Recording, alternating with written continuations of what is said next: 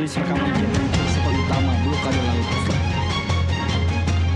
terkunci di Selat Hormuz. Presiden Donald Trump mengumumkan rencana pengawalan kapal-kapal tersebut mulai berlaku sejak Senin 4 Mei 2020. Pemirsa, terima kasih Anda kembali menyaksikan NTV Prime. Saya kembali lagi ke Pak Tabrani tadi untuk melanjutkan. Jadi kondisi di masyarakat Iran saat ini dikobarkan semangat bahwa ini adalah seperti momen revolusi begitu ya? Revolusi. Iya. Nah, kemudian dia dengan adanya jeda ini kan mau perundingan, mau berdamai kan. Tapi Iran melihatnya ini adalah perdamaian yang berdarah. Jadi bukan perdamaian yang enak. Poin-poin yang diajukan Iran itu kan sangat sulit diterima oleh Amerika. Gitu. Nah di masyarakat kita itu juga ada yang punya bisnis dengan Iran, tentu dia pro Iran. Gitu. Ada yang nggak punya bisnis tapi mau menyumbang. Gitu. Kawan kita itu, misalnya yang punya karyawan bis 10.000, gitu. Puspo Wardoyo dan Wong Solo. Kalau kita menyumbang kita siap. Sebenarnya perangnya kan jauh. Gitu. Begitu orang bersemangat. Gitu. Jadi di mata Iran sekarang ini adalah kedaulatan. Nuklir itu adalah simbol kedaulatan. Jadi nggak ada itu dia mau mundur nampaknya ya, kecuali nanti terpaksa. Gitu. Terpaksa. Tapi itu kan periode akhir atau bab terakhir yang diminta Iran untuk dibicarakan. Gitu. Nah sementara Trump dan Israel itu red line pertama yang nggak boleh ditawar-tawar. Gitu. Jadi perang atau kemelut di Timur Tengah ini mungkin kalau menurut saya itu mau perang terbuka itu mungkin kalau Israel sudah tidak bisa lagi dikontrol oleh Amerika. Tapi kalau Amerika sendiri dia kecil kemungkinan dia akan perang terbuka dengan Iran. Kalau sekarang kan baru perang terbatas ini. Perang terbatas dan perundingan sekarang kan juga perundingan terbatas gitu. Karena itu Trump bilang war is over gitu kan. Perang sudah selesai. Karena dia tidak mau diadili atau minta pertanggungjawaban kepada publik Amerika. Ini biar perang 60 hari apa hasilnya kan gitu kan. Kan belum nampak hasilnya. Tapi Trump sudah mengatakan Iran tidak akan pernah punya senjata nuklir. Tapi kalau dari sisi Iran sendiri melihat betapa kekehnya mereka tidak akan bergeming dengan poin-poin yang mereka inginkan, secara resource sebenarnya mereka punya kemampuan untuk perang terbuka tidak, Pak Tabrani? Kalau perang terbuka, ini kita lihat perbandingan ya. Ini dalam ilmu perang itu kan ada rumusan yang disepakati itu. Kenali dirimu, kenali musuhmu. Ya kan? Know yourself, know your enemy. Kalau itu bisa dipahami, kata Sun Tzu itu, maka separuh perang sudah bisa dimenangkan. Tapi kalau nggak ada rumus ini, perang mungkin siapapun tidak bisa memenangkan. Kalau dalam posisi per hari ini siapa yang lebih mengenal siapa? Nah Iran, dia kan sudah siap itu. Kalau dalam serangan udara kita katakan dia kalah lah. Serangan laut pun dia kalah. Tapi serangan darat itu kan faktor manusia itu sangat penting. Gitu.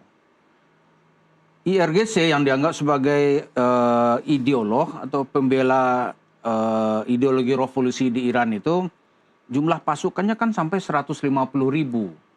Dalam perang darat negara yang menyerbu itu minimal tuh dia harus punya pasukan tuh 3 kali lipat. Ya kan kalau ini 150.000 siap mati semuanya, Amerika harus dengan Israel katakanlah gitu ya harus siap dengan 400.000 gitu.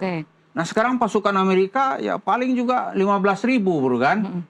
Karena itu tahapan-tahapan Amerika untuk berperang dengan Iran kalau sekarang ini dia akan bunuh diri. Trump itu akan digantung oleh rakyat Amerika tuh karena banyak tentaranya mati nanti. Iya kan? Karena itu ada step-step yang sedang dilakukan Trump itu. Pertama dia ingin hubungan yang lebih dekat dan akrab dengan Uni Emirat Arab. Dia untuk mengatasi harga minyak jangan terlalu melambung tinggi. Uni Emirat Arab per 1 Mei kemarin kan sudah keluar dari organisasi OPEC. Mungkin sekarang ya produksinya mungkin di atas 5 juta gitu. Ya kan? Itu yang kita lihat.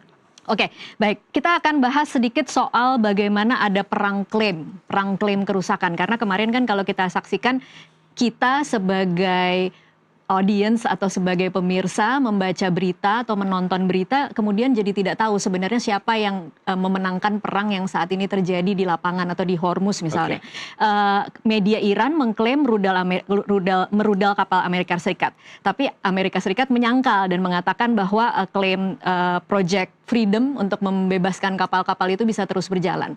Nah, kalau Anda membacanya, ini kan lagi-lagi mungkin Mas Hasib tadi sempat mengatakan yang biasanya benar adalah Iran, yang biasanya bohong mungkin adalah Amerika Serikat. Apa yang sedang dilakukan oleh kedua belah pihak ketika mereka sama-sama mengklaim dalam tanda kutip tidak kenapa-napa dengan keadaan di lapangan?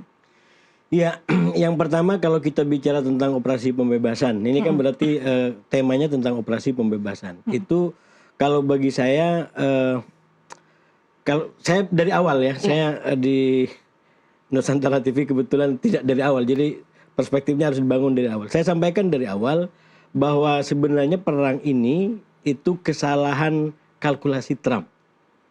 Dia salah percaya kepada Netanyahu dan betul-betul dia terjebak dalam kubangan seperti sekarang gara-gara dia salah sama Netanyahu. Asumsinya adalah ini seperti disampaikan Pak Tabrani tadi, satu tim unggulan yang begitu diululukan, yang satu tim yang tidak diunggulkan. Dan Iran sadar itu. Yang asimetris tadi yang dikatakan. Asimetris gitu. Nah, karena itu ketika serangan ini dilakukan pertama kali, dia membawa pikiran bahwa pertama kalau bagi Netanyahu ini akan menjadi success story seperti di Gaza. Dia akan bisa menghancurkan Iran, dan Iran kekuatan yang tersisa dari kelompok perlawanan. Jadi ini lemah, waktunya dihabisin. Nah, Trump punya asumsi Venezuela. Jadi ini orang yang sama-sama lagi terbawa oleh pikiran suksesnya, kalau itu ayo kita bareng-bareng ke Iran. Bukan Iran. Iya. Kurang lebih asumsinya, Prof, yang saya pikirkan di asumsinya Netanyahu. Karena itu serangan besar itu dilakukan. Tanggal 28 itu goal pertama. Jadi Trump sendiri dari awal nggak mau lama-lama. Karena itu baca di video awal, Trump sudah sampaikan perang kurang lebih 4-6 minggu. Itu clear dia sampaikan. Jadi kalkulasinya salah ya? Karena asumsinya dengan serangan sampai membunuh pimpinan tertinggi akan habis Iran. Ternyata hari kedua, hari ketiga, hari keempat nggak habis. Karena itu kalau kita baca secara analisis waktu, saya punya catatannya, di hari ke-25 Trump sudah mulai tarik rem. Dia bikin jumpa pers di Florida, sudah bikin diksi-diksi yang sangat optimistis bahwa ini akan segera berakhir, kita sedang berunding luar biasa, bla bla bla. Itu perundingannya. Yang ingin saya katakan apa? Trump sebenarnya ingin berakhir. Saya meyakini itu dari bacaan dari awal. Cuman Iran sudah kadung pegang kontrol. Dia tidak ingin berakhir dengan cara kemenangan skenario Trump. Kalau ini harus berakhir, maka juga berdasarkan skenarionya Iran. Nah, mengapa Anda bisa mengatakan bahwa saat ini Iran yang pegang kontrol? Satu, kalau kan gini teorinya, perang 40 hari. Kalau memang Amerika sudah dapat barangnya, ngapain berunding? Oke. Perundingan itu artinya kamu belum dapat barang. Dia tinggalkan perang, dia masuk ke perundingan. Masuk perundingan, nggak dapat juga. Karena Iran sudah punya konsep yang tidak kamu dapat di peperangan, tidak akan kamu dapat di perundingan. Itu kartu mati. Karena itu bolak-balik dia terus. Nah, kembali ke Hormuz, kalau memang benar yang disampaikan oleh Trump, pasukan Iran hancur, lautnya hancur, dia akan buka Hormuz. Sampai hari ini Hormuz tidak bisa dibuka. Karena itu kalau kembali kepada operasi itu mau dibangun, dibangun. Pertama adalah dia mau menggunakan sentimen global, kemanusiaan global atas nama diminta oleh negara-negara luar untuk membantu. Trump lupa. Kesalahan Trump pertama sejak awal, dia sudah nggak memperdulikan aspek legal. Ya. Dia nggak memperdulikan aspek persekutuan. Seakan-akan dunia ini hanya bisa diurus berdua di antara dia dan Netanyahu. Eropa dia sakitin, NATO dia singgung. Ketika dia susah seperti sekarang, lalu dia mencak-mencak bilang, oh NATO nggak setia, ini orang-orang nggak bantu. Jadi itu salah sejak dari awal. Nah, ketika dia kemudian di Selat Hormuz ingin bikin kayak semacam disebut sebagai koalisi kemanusiaan, orang yang kritis akan berpikir, kalau kamu betul dengan itu, kenapa melakukan serangan 28?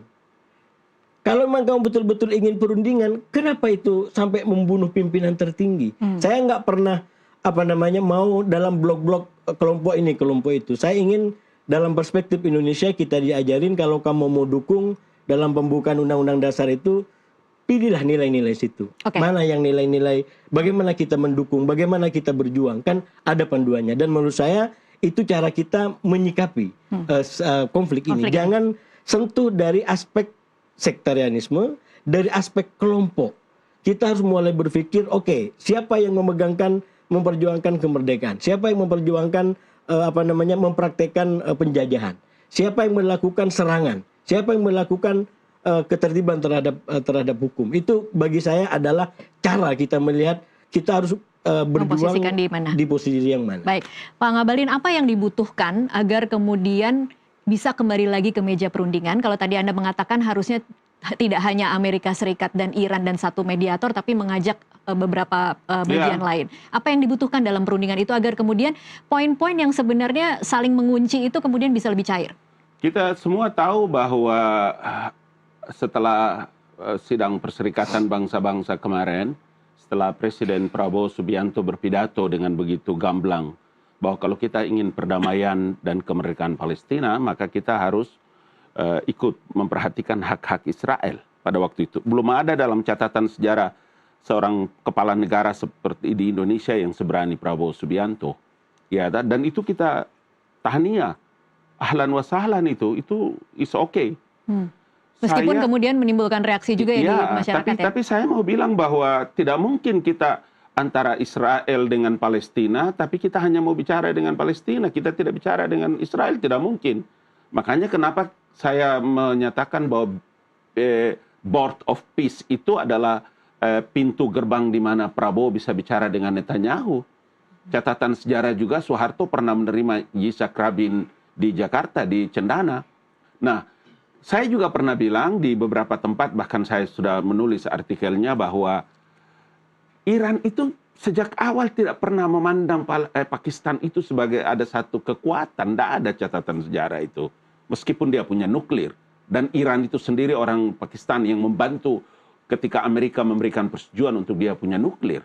Jadi saya mau bilang bahwa segitiga Bermuda ini, segitiga perundingan ini ya. Segitiga perundingan ini harus perlu ada.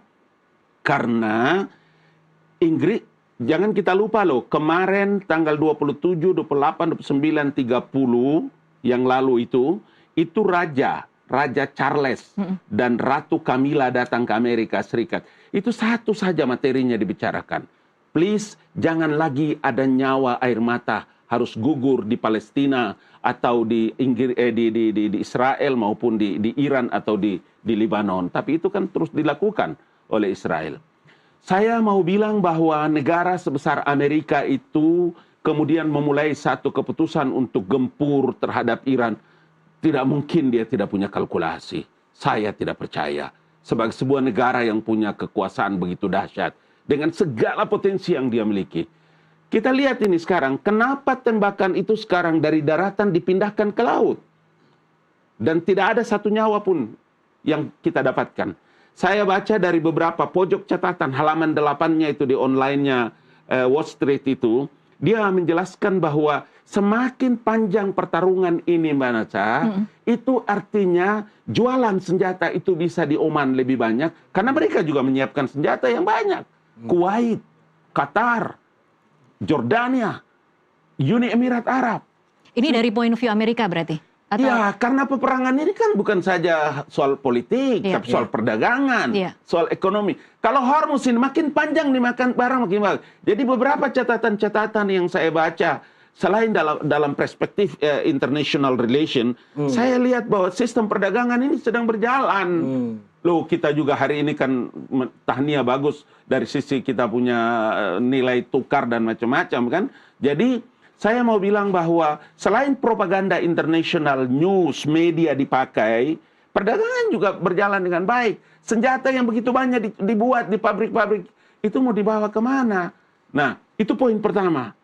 Poin kedua tadi saya menyebutkan bahwa Inggris, karena kita punya hubungan emosional dengan Malaysia dan Brunei, sebagai negara-negara Commonwealth dengan Inggris, Inggris sudah datang ke Amerika. Jangan lupa, Donald Trump sudah datang ke Xi Jinping. Itu untuk apa? Mau datang. Baru mau datang. Dia sudah melakukan perundingan, dia akan segera datang. Begitu juga dengan Indonesia. Prabowo sudah bicara dengan Putin. Prabowo datang ke Raja Charles. Prabowo sudah bicara dengan Donald Trump. Dan Prabowo punya teman adalah Pangeran Raja Abdullah. Dari semua sisi. Maka saya tetap beroptimis bahwa mesti ada alternatif ketiga. Kalau kita ingin berbicara dan menghentikan perang. Karena perang itu pada akhirnya mendatangkan kejahatan kemanusiaan. Darah dan air mata lagi mengalir. Dan kita akan menyusahkan dunia ini. Nah, saya punya sekali lagi di pernyataan saya untuk kedua kalinya. Amerika tidak akan mungkin bisa duduk berunding dengan Amerika. Karena dia selalu menempatkan posisinya sebagai negara superpower, negara adik kuasa. Dan selalu dia bilang, apa itu Iran? Tidak mungkin mereka bisa berunding dengan kami. Makanya berkali-kali dia mengeluarkan statement-statement seperti yang tadi Syekh Hasbullah menyampaikan di lokal Amerika Serikat dan Kongres. Dia selalu memberikan trust building kepada Kongres dan menyampaikan kepada masyarakat. Jadi posisi itu yang harus kita lihat. Baik. Saya lagi-lagi ingin mengatakan bahwa saya secara objektif harus melihat ini dalam perspektif ilmu. Supaya tadi kalimatnya, kita juga harus bisa memberikan pembelajaran kepada masyarakat. Iran itu betul kalau dilihat dari catatan sejarah kuat, Parsi dan macam-macam. Sampai hari ini dia tidak pernah memperlihatkan siapa pemimpinnya itu. Apa keadaannya mujtabah hari ini.